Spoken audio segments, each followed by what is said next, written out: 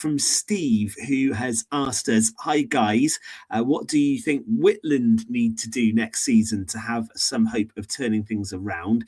Seem to be a few sides struggling to field teams. Nice to see how Langham have turned things around as well. We touched on that just now with Clive, so thank you, Steve, for that message, because Fraser, it was a bad day, wasn't it, for Whitland? They shipped 112 points in a local derby. That's hard to take. It's a dark day, mate, against Carmarthen Athletic as well. It summarises where they've been this season, really, in terms of what they need to do to turn things around. I don't think there is a quick fix. I hope, but I'm not suggesting this is happening. I hope, they don't look to just throw money at people and bring in short-term fixes and bring in players from elsewhere. They've got to just accept that they had a golden generation of young players. Gordon will know, I think you coached around that time, who came through, right, at a very good era that's now gone. And you have to rebuild again, rebuild again, use your local boys, get youngsters playing. And if it means a couple of difficult years, you've got to hang in there and build again. I don't think the answer, and I'm not saying they are doing this, but I don't think the answer would be looking for high-level players from elsewhere. Those days are gone. There's no real attraction there for high-level players to come at the moment. Just build your club up, I think, and go back to square one. Might mean another difficult year next year, Ben, but I think they have to do it. Yeah, it's hard, Gord, isn't it, for teams to keep fielding players in matches when you're getting beaten by that many. The motivation factor is not going to be there, but that will have been a difficult day for Whitland, and they will need to recover from that, won't they? Definitely. I mean, I was in the days when they had great youth sides, a great first team, great second team. They had some great players, Welsh internationals at that as well. Ben, it's so sad to see the demise of the Borderers to where they are now, to what they were when in my playing day. They were one of the best sides in Pembrokeshire then. Them, Tenby, ourselves were pretty useful, Haverfordwest. And we had some epic games against each other. And there was some real talented players from that area. We've been talking to Clive about how their youth teams are struggling as well, Fraser. I don't think Whitland have a youth side anymore. And, their junior setup, I know they have a junior section. They must be struggling as well. And it's not just in Pembrokeshire. I think this is in every county in Wales. The game is losing.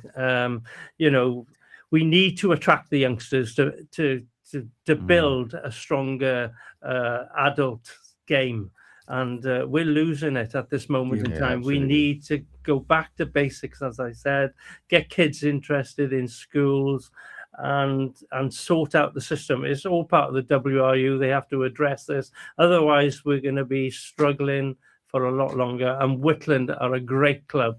They've had British Lions in their club. Mike Phillips, Jonathan Davis, you've got Cubby, the Sataro boys. When I was playing, we're playing Welsh Schools Youth. They play first class rugby. You can go back. Michael Holden was another one. They got great players there. The Kirk brothers. It's just sad to see it go the way it has. But if anybody can bounce back, Paul Kirk is chairman. He can get that club going again, but he needs support. He needs support from the locality. Yeah, let's hope so. Okay, thank you for that question, Steve. It's the start of the Cheltenham Festival tomorrow. I can tell you what, I drove past the station earlier, and people are arriving. There's going to be a really good atmosphere tomorrow. Plenty of Pembrokeshire interest. Sean Bowen will have several rides over the next few days. James Bowen as well, riding for Nicky Henderson. There'll be some other West Walians there. Interesting phrase on Sean, because we know phenomenal, absolutely phenomenal. Great season, he's never had a winner at Cheltenham. He's gone close. Could this be the year? I hadn't realised that. It's quite remarkable when you say that, but given his form, there's no better time than now, is there? And he'll want to do it. He'll want a Cheltenham winner, he'll want that string to his bow and to build up then, of course, for the national, which comes up. But I will say, Rebecca Curtis as well, having reached success. Now's a time to strike for Pembrokeshire success for sure. But Cheltenham, I did have to chuckle when I looked at the schedule the next 9 days. If you're Irish, you got the Cheltenham Festival. You got a possible Six Nations win next Saturday in Dublin, and then you got St Patrick's Day a week Tuesday. So Wow. People talk about hard times and the economy. Well, I think the bars and restaurants in Ireland will be all right in 10 days' time. I can tell you that. Yeah, I mean, most of Ireland will be in Cheltenham over the next few days. Yeah.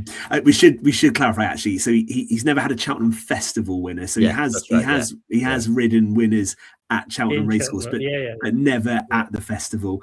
Yeah. I think It's a great occasion. It is a great occasion, Cheltenham. We should say that. His own admission, I think he almost did it in the Stayers Hurdle in 2024 when he came second. So we'll see. Maybe a Gold Cup winner. That would be written, wouldn't it? And if he was to get a Gold Cup winner this week, where does he go from there? The National. The Nationals, mate. Go to the National. But it would be special. It would be, and it might give him a bit of credit and publicity that he actually deserves. It's the kind of sport because it's so daily. Where I don't think he's got the credit he deserves. He's had a phenomenal. He's had one of the great, really jockey years. And it almost slips under the radar because maybe horse racing doesn't get the same exposure as many others do. But that would top it. It would be phenomenal. Okay, we are out of time. We should just say very quickly, great goal for Liam Cullen for Swansea. Yeah. They beat Stoke 2-0. I think Cullen's goal in the 92nd minute was really good to see. And we've got for a whole show, I've not talked about the relegation battle, and we've barely spoken about England's defeat in Italy. So that's a win for me. Guys, we are out of time. Thank you, Gordon. Thank you, Fraser. Thank you, Tom. Get ready for KT with the Mood Train. And don't forget, we're back in our brand new time, 6 until 8 on a Monday night. We'll see you next week. Good night. Pure West Radio, now digital across West Wales.